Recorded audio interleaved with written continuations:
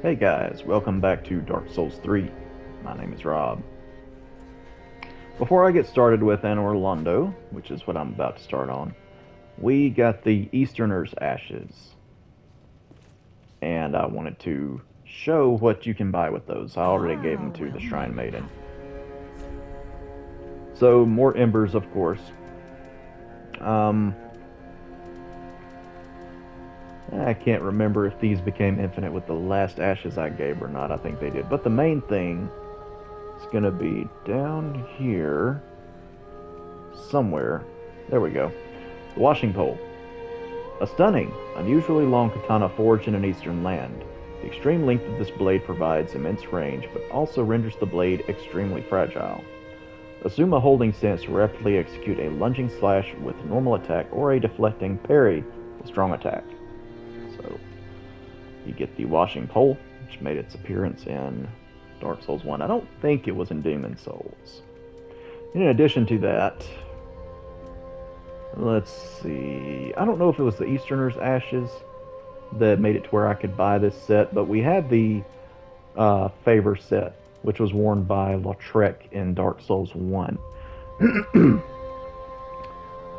The face is crafted to depict the goddess's embrace, but ignoring the fact that her love is in fact as fickle as the weather.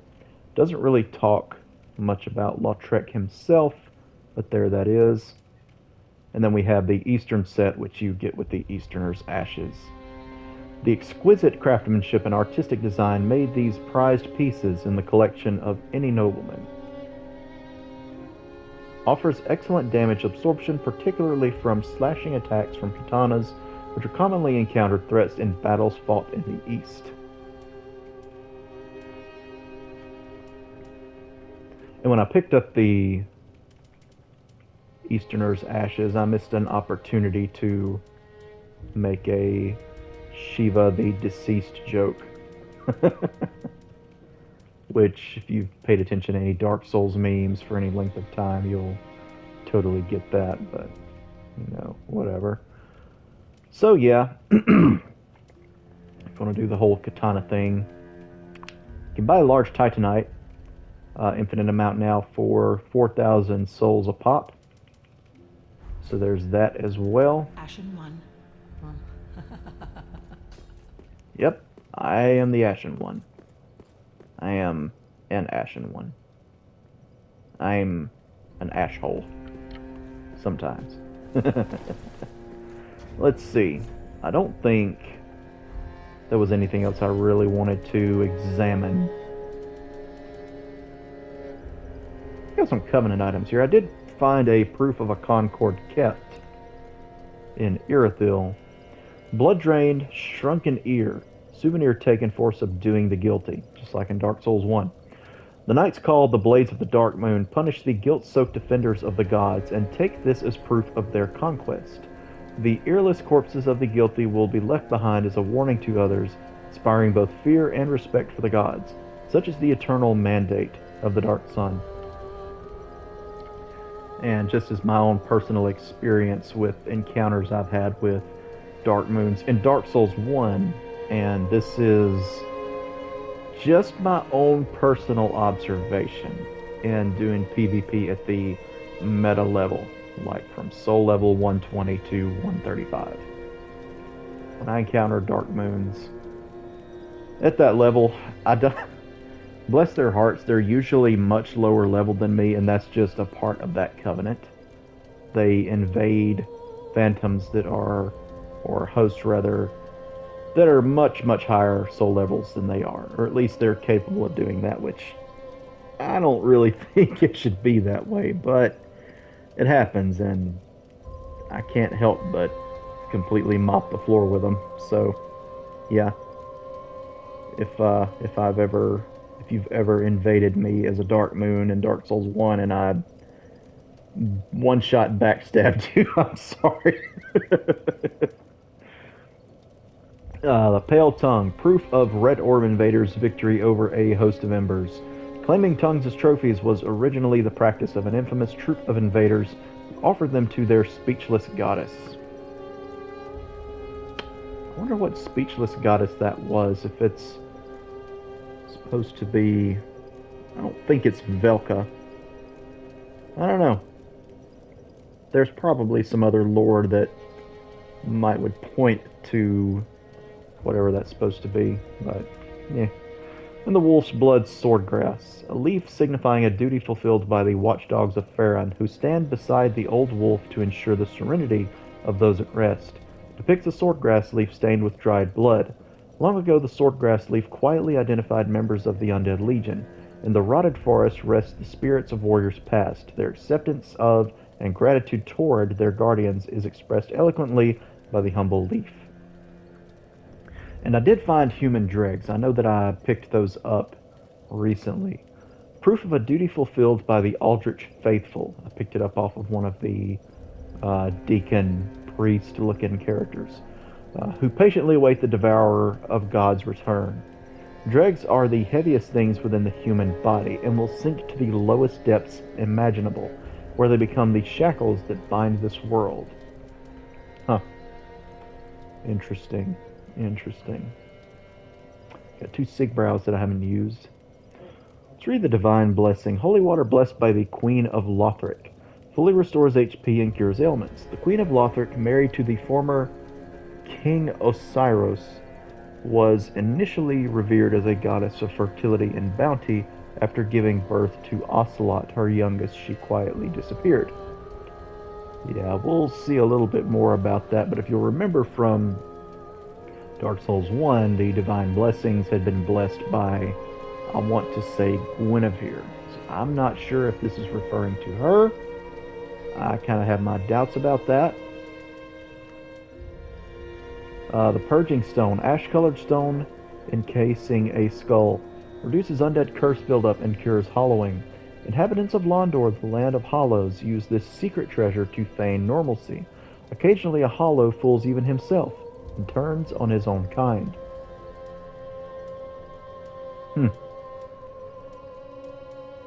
Yeah. I don't think I read Yorm's Soul, so we can read that as well. Soul of Yorm the Giant, one of the twisted souls steeped in strength. Yorm is the descendant of an ancient conqueror, but was asked by the very people once subjugated to lead them. Wait. But was asked by the very people once subjugated to lead them, serving as both a weighty blade and a stone-hard shield. The descendant of an ancient conqueror.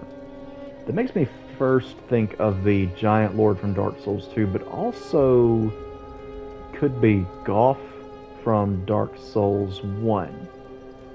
So I don't know what giant conqueror Yorm might be a descendant of. I'll say this much, he looks more like the giant lord from Dark Souls 2 in appearance. So who knows what the connection is there. Okay, last couple of things I'll read before I get started with actual gameplay. Let's come over to old what's his name here and take a look at Yorm's weapon and stuff that you can make here. Ludlith, that's his name, I always forget.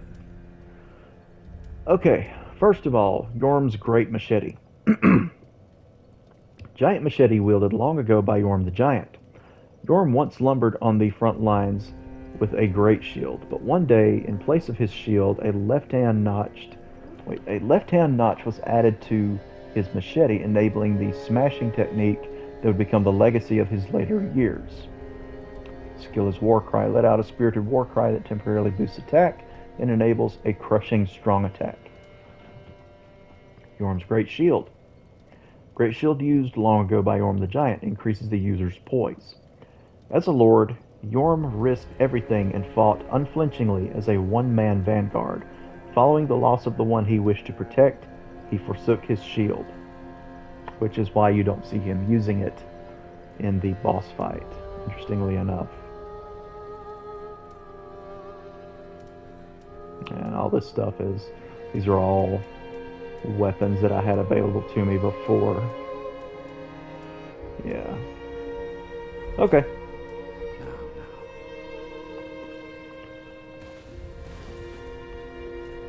I've got some souls left over here.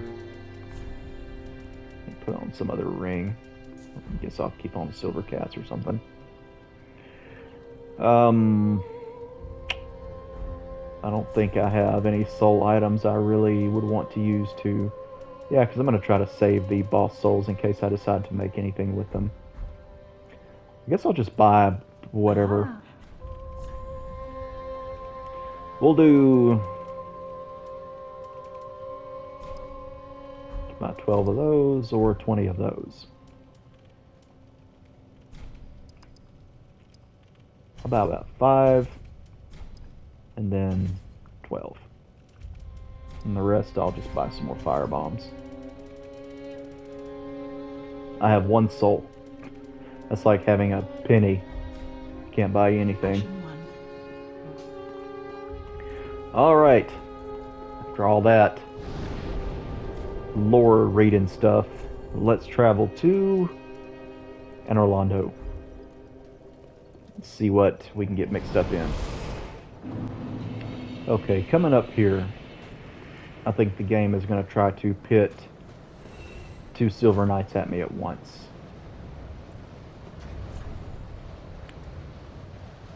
A sharp Lothric sword +7, sharp Astora greatsword +6, and sharp sellsword twin blades +6. And if I get 1 more large Titanite shard, I'm going to upgrade those for the upcoming boss fight with Aldrich. That's one of those fights where you want to be able to deal as much damage as quickly as possible. And twin blades work pretty well on him from my previous experiences fighting him. Yeah. So I have a couple of Spear Knights. I'm trying to remember. I used to, when I first played the game, had a system for only fighting one of them at a time. So I'm going to just try. Yeah, there we go. Separate them out. Oh wow. Thankfully, easy enough to backstab. 2 Titanite shards. I don't know why they can't drop large Titanite shards, but you know, whatever, it's fine. I used to practice a whole lot parrying these guys, and I finally just came to the conclusion it is just they're too fast for all that, so. Well, tried to backstab. Eh.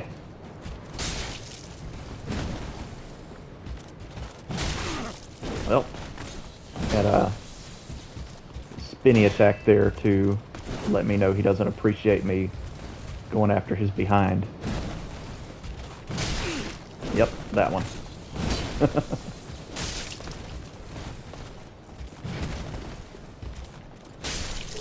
There we go. More Titanite shards. I mean, I guess, you know, it's never a bad thing to have plenty of Titanite, but just the main weapons I want to use already have upgraded to where I need other upgrade materials than that. Large soul of a weary wanderer. I think that's what that said. Let's see, what is this? Touch sign requesting cooperation. Oh, I don't think I've ever done this. But if I'm not mistaken, you can join Cirrus in killing Aldrich. I'm not sure if you have to do that before you kill Aldrich yourself. But I'll probably go on and try to co-op with her before facing him alone. In Dark Souls 1, there was a Titanite chunk here. I wish it was still in that place. That would be nice. But oh well. Let's go ahead and get this out of the way. You don't hear any hammering at the anvil. So unfortunately, good old giant blacksmith, you big beautiful beast. There he lies in an eternal slumber, and we get his coal. Let's have a look at that. Coal used for weapon infusion. It is said that the giant blacksmith of Anor Londo was once the blacksmith of the gods. Give to the blacksmith in the shrine to allow the use of gems for lightning, simple, and chaos infusion. Interesting that they decided to pair chaos infusion with the giant's coal. Very interesting, because in Dark Souls 1, he is not the blacksmith that can forge chaos weapons. That was Vamos, who was the skeleton blacksmith in the catacombs. In order to get chaos weapons, you'd have to give him the chaos ember, which was found in the demon ruins, getting close to Izalith. I mean, that made sense for it to be there. So why they decided to go with that, I don't know. They may have originally had other ideas for it and ran out of time, or had something they had to cut out of the game. Not sure. I bet I could look up an interesting little factoid about that or whatever. So we got a Silver Knight up here with red eyes. And, you know, anything with red eyes is going to be stronger, harder to kill. Because, you know, that's just red eyes mean you're more dangerous, always. But, not invincible. Whoa.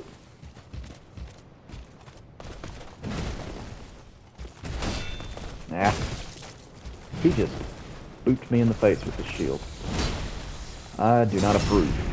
I'm gonna boot you in the booty hole with my sword. Even the red-eyed Silver Knight only drops 2 Titanite shards. What a bunch of cheapskates. So thankfully, we don't have to run around trying to dodge the archers.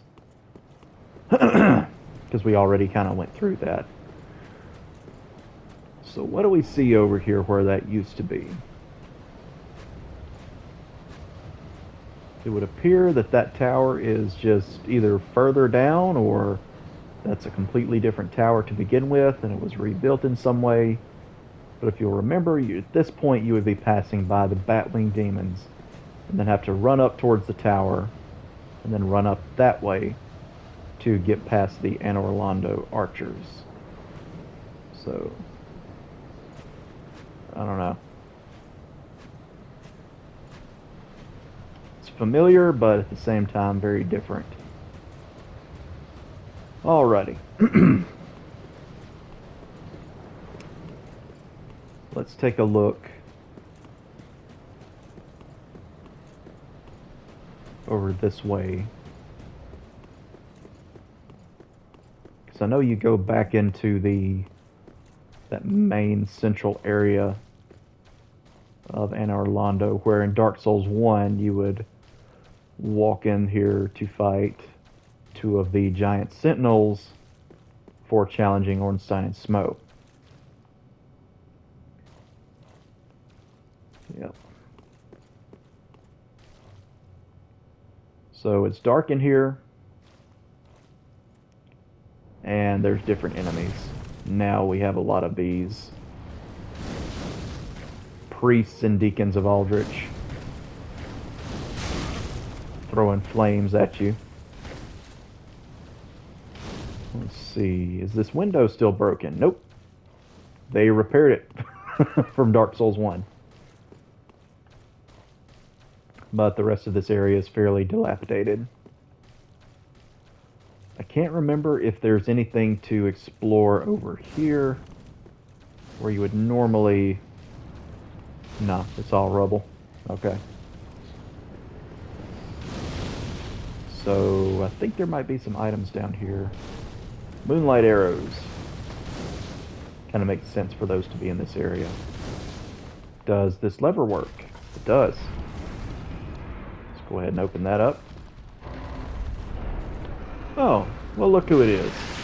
Another one of these guys. I saw him in the Cathedral of the Deep. I didn't know he had a cousin. Go away. Or at least come out here where I can fight you right. Do you not come through the door? Come on. I don't want to have fireballs shot at me the whole time I'm fighting you. Stupid ugly thing. Ah. Oh, curse. Lovely. Ow.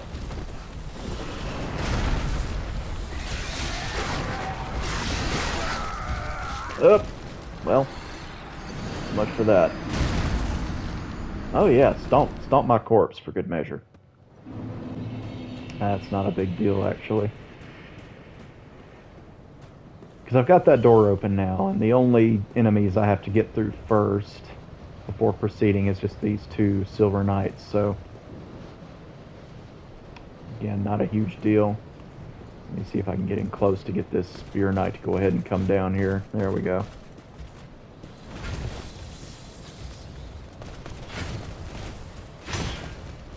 And sometimes the Spear Silver Knights in this game will do movements that Ornstein did in Dark Souls 1. I think that's pretty cool. There we go. 2 Titanite shards.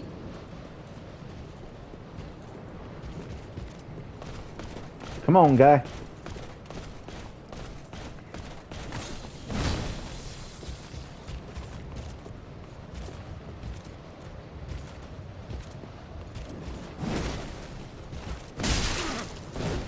Yeah. That's what I wanted you to do. Alright, let's do a charged R2 on you. There we go. Huh. They almost always drop 2 Titanite shards. I wonder why.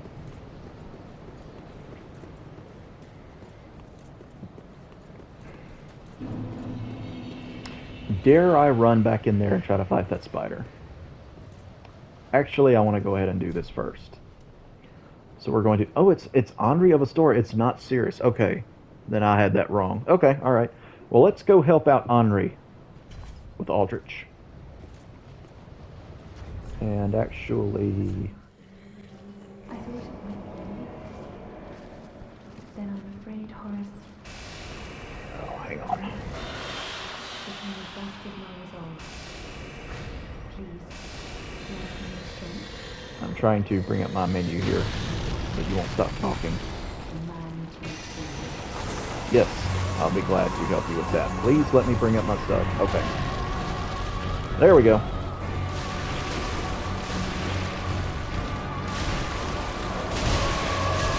Oh yeah, I'm doing a good bit of damage. Nice. Alright. Yeah, this is a good way to practice fighting Aldrich, because he can be a pretty tough boss with that crap in particular. Arrow rain. But basically what you want to do, he teleports around the room and he will always teleport to the opposite corner that you're in. He's got all kinds of magic attacks, and you want to do very quick damage to him, like burst damage. You want to do as much damage to him as quickly as possible and avoid getting killed by all his other AoE stuff.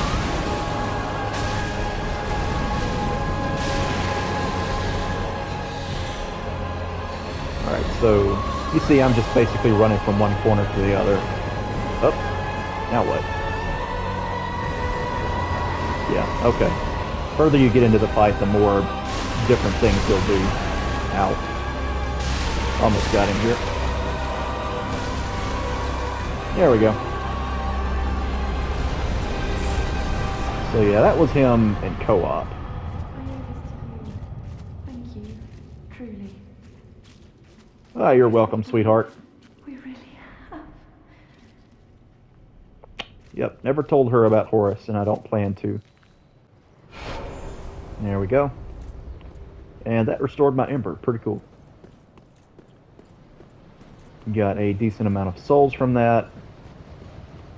So yeah, if you've, spared Henri by killing the assassin that was sent to kill her at the Church of Yorshka, then you can do that, and it's good practice against Aldrich. So, Have I at any point picked up a large titanite shard? I have not. Or wait a minute. No, I've. That's not what I need. I need another titanite chunk. That's right. I had that wrong. Got a slab from. Oh, what's his name? Sigurd. Well, I'm not going to be able to upgrade my sharp sellsword twin blades to a +7 just yet, because nothing is dropping a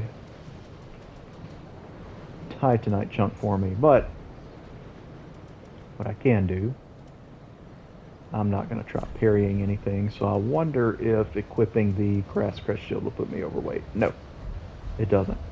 All right. Don't have enough souls to level up, I don't think. Well, wait, no, I picked up some stuff. Okay.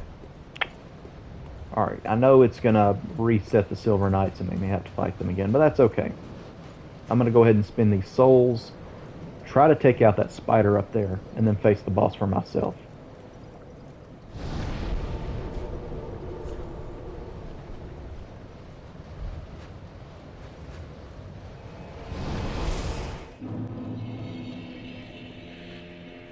Let's see, how many souls do I actually need to level up again?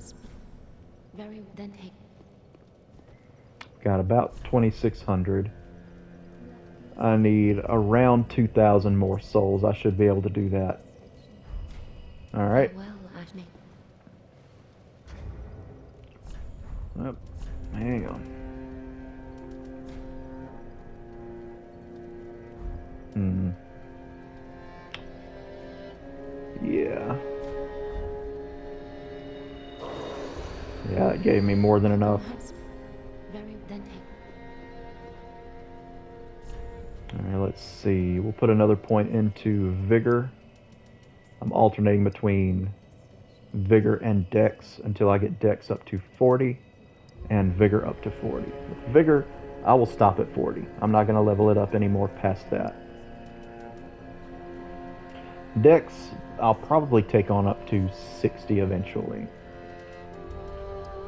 We'll go ahead and do this. And actually, looking at my loadout here, I am not wearing the Ring of Favor and Protection. What is wrong with me? Nope, I still need Havel's Ring. Well, I kind of want that equipped. How much will my damage suffer if I take that off? It suffers enough for me to be concerned about it, so... Wait, no, that's what I'm looking for. Well, maybe not. Because I'm going to be using...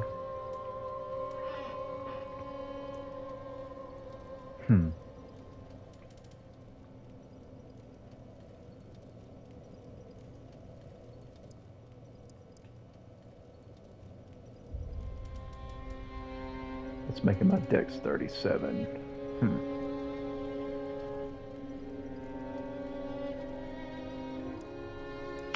Well, I may just go ahead and sacrifice the Chloranthy ring for the Ring of Favor. There we go. The Chloranthy ring and the Grass Crest shield help with your stamina recovery, but they don't make as big of a difference as they did in Dark Souls 1 by any means. So, you know what? I could use a green blossom. That would help. I'm not sure what elements, if any, Aldrich is actually weak to. So I don't know if lightning damage will really help that much in the fight or not, but I will probably go ahead and use it just to see. Other than that, yeah, sure, we'll buy some green blossoms. Why not? Ashen One, be sure to bring more. Oh yeah, you can't get enough of those souls. Alright, but before I do that, let's try and kill that spider.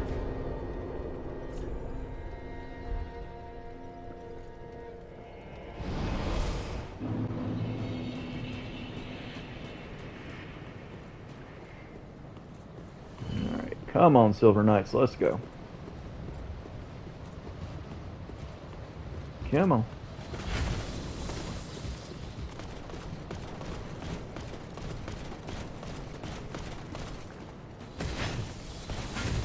There it is. That's what Ornstein taught you. Ah. Backstab.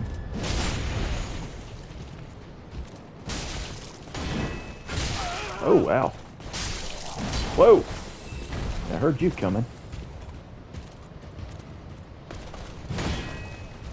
He noticed all the commotion and decided to help his friend out. Who can blame him?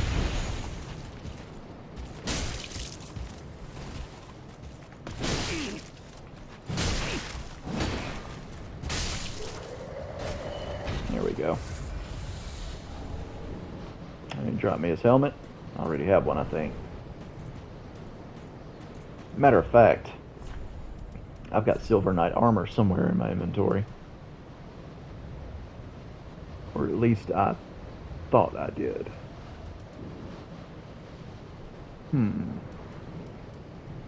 Oh, there it is. Armor of the Silver Knights, allegiant to the royals of old. It is said that even after the families pressing the knights continued, passing, my bad. It is said that even after the family's passing, the knights continued to watch over their manor and the ruined cathedral. Yeah, true story. You can destroy Guinevere's image, kill Gwendolyn, all that stuff. Make Anne Orlando go dark, but the Silver Knights will remain. And that's talking about Dark Souls 1. Okay. There you are.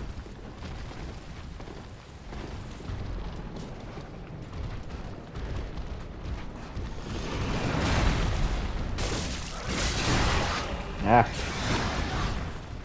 Don't curse me, bro. I'm not sure if he respawns or not. I wouldn't think so. I certainly hope not. Doing a lot more rolling than I am attacking here. I mean, hell, look at this.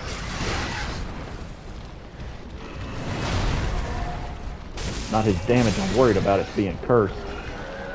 There we go. Aldrich's Ruby. That's interesting. Let's have a look at that. I think we have Aldrich's Sapphire. We do. Recovers HP from critical attacks. That's pretty neat. A malformed ring left by Aldrich, Saint of the Deep, recovers HP from critical attacks. Aldrich, infamous for his appetite for flesh, apparently had the desire to share with others his joy of imbibing the final shudders of life while luxuriating in his victim's screams. So, basically the same description here. Alright. And from my own experience in the past, this is not really worth trying to kill all these enemies here, so you're better off just kind of dodging everything and running straight for the boss fog, from what I remember. There's 3 of them.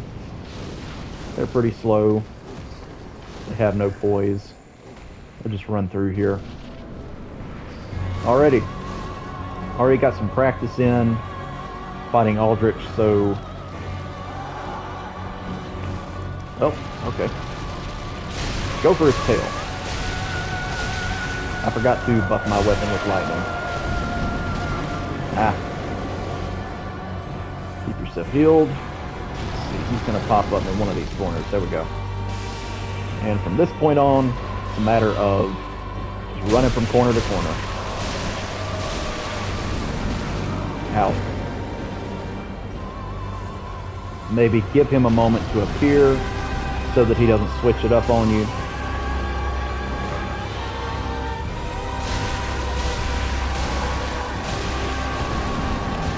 I'm pretty sure he's susceptible to bleed, so if you're doing that sort of build with maybe the Warden Twin Blades buffed with Carthus Rouge, that also works pretty good.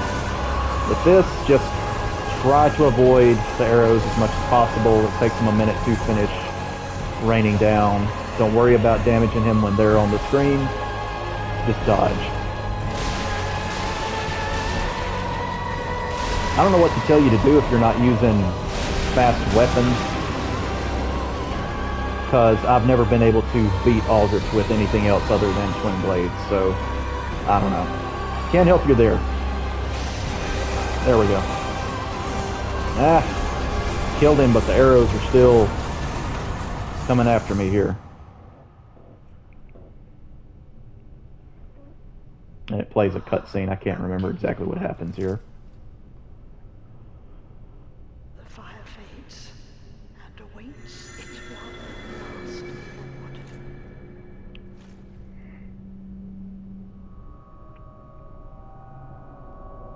Prince Lothric is in your hands.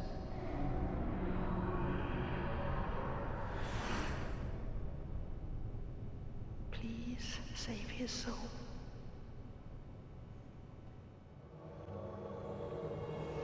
We got the Cinders of a Lord and the Soul of Aldrich. And we get warped back here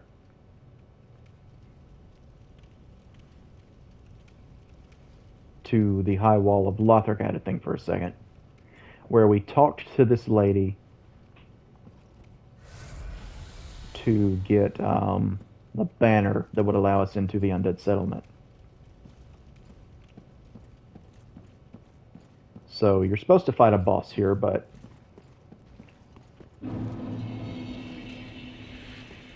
I'm not sure if talking her triggers that or not, or exactly what happens, but if this starts the boss fight, I'll try and warp out and go to the shrine bonfire because I don't want to lose these souls. Prince Lothric is in your hands. Please save his soul. Tell him what he must be, a lord. Basin of Vows. Wow. Oh, yep, here we go.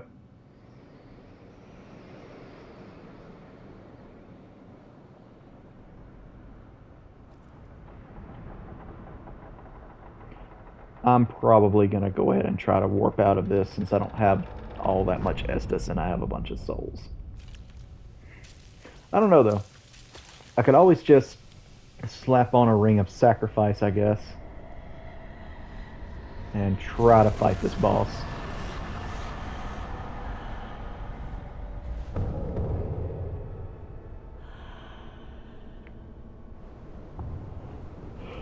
Creepy, lanky thing.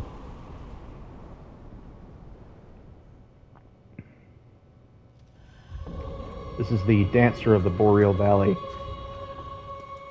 Let me see if I can get out of here. There we go. Yeah. Too much to lose right this second. Welcome home, speak. Very well, then take. Okay. Gonna put a point into Vigor.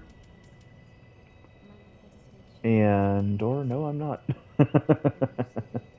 I would only need like 1,000 more souls to level up again. Put a point into Dex, and then see about using a soul item to level up again. Farewell, Ashen One. May the flames guide thee, as they say in Dark Souls 1 and Ulasil. If you'll remember in Lordran, the clerics, instead of saying may the flames guide thee, they would say Varier Nox. Welcome home, speak. Very well, then take Nara. Which is Latin. I believe it means fear the dark, if I'm not mistaken. I know that it is Latin. Okay, Farewell, Ashen done that. Let's have a look at the items I just picked up. They're all fairly important story items. Got the Soul of Aldrich. Used to acquire many souls, blah blah blah. When Aldrich ruminated on the fading of the fire, it inspired visions of a coming age of the deep sea. He knew the path would be arduous, but he had no fear. He would devour the gods himself. Yeah. You may have noticed Aldrich looked very much like Gwendolyn from Dark Souls 1, but that's not Aldrich's original form. It's because he ate Gwendolyn and gained his powers. That's how he gained all the magic and spells and all the other stuff that he was using during that encounter. Otherwise, we got the Basin of Vows, chalice used in old ceremony in which Lothric knights take their vows. It is only a formality now, but it remains as an empty practice. Place this basin at a statue of a beheading knight. I can't remember exactly where that is. But it's somewhere.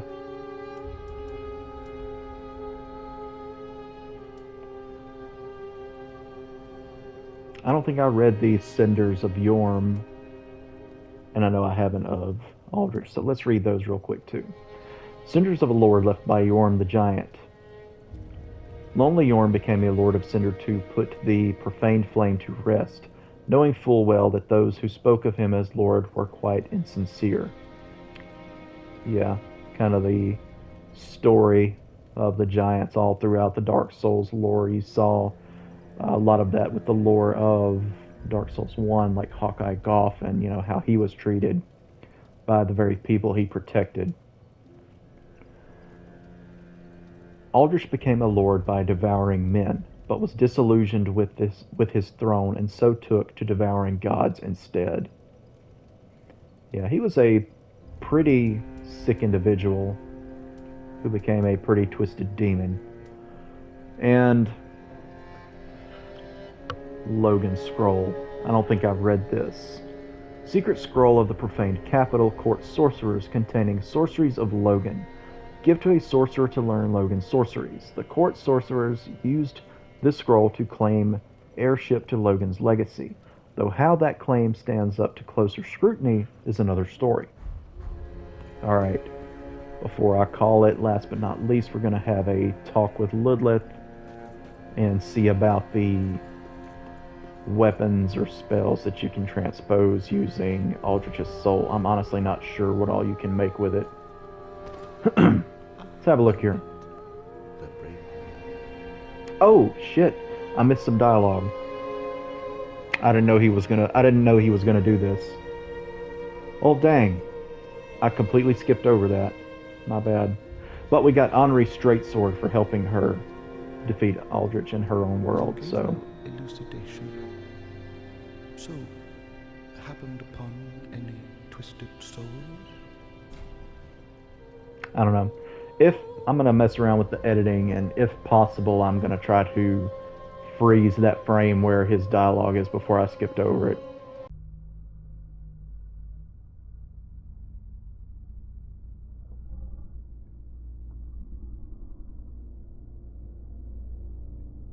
Crap.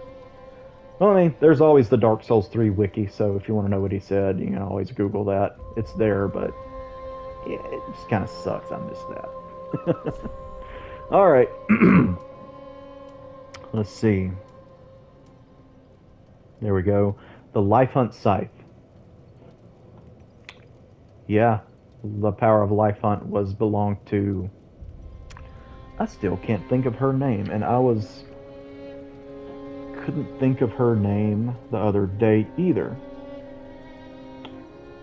Come on, Google.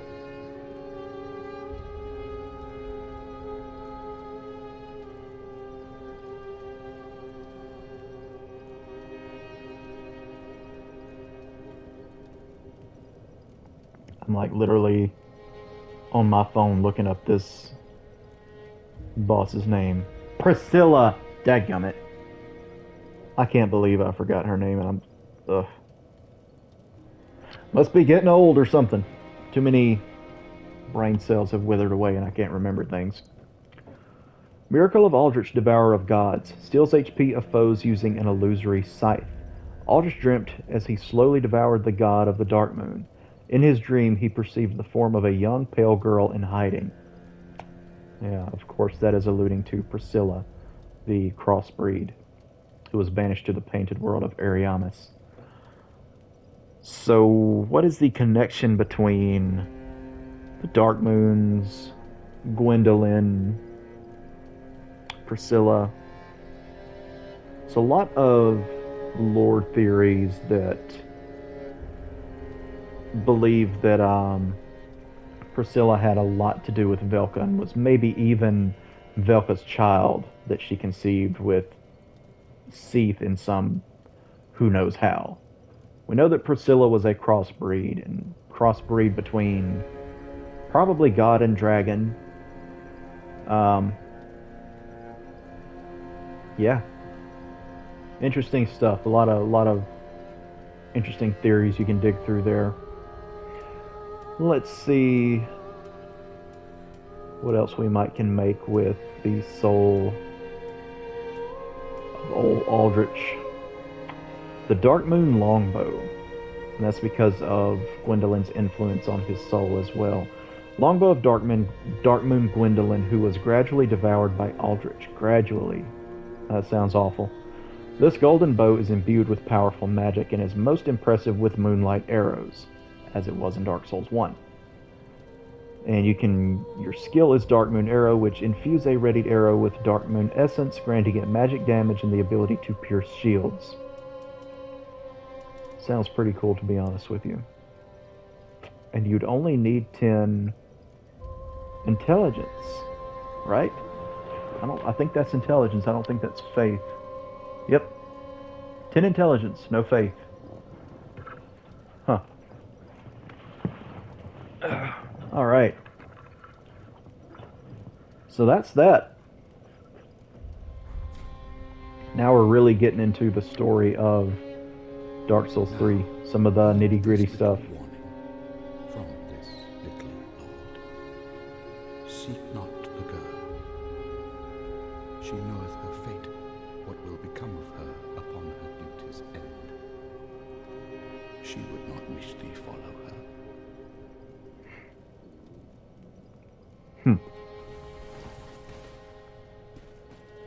And last but not least, before I call it, if you are running a luck build, this is the weapon for you. Because it scales with luck and it actually is pretty dang strong on that particular build. Sword precious to Anri, another unkindled, the dullest type of blade found in the ruined land of Astora. Only it was once the sword of an earnestly noble figure, and its attacks are boosted by that elusive, essential property unique to humans, luck. And its skill, stance, while in stance, use a break the guard, blah blah blah. Yeah, the same as any other straight sword. I mean, it's a straight sword. It's Dark Souls 3, and it's a straight sword. So it's automatically good. Straight swords in this game are borderline OP. But anyhow, thank you guys so much for watching. I will see you soon, and next time we will tackle the dancer. We will tango with the dancer. Until then, y'all take care.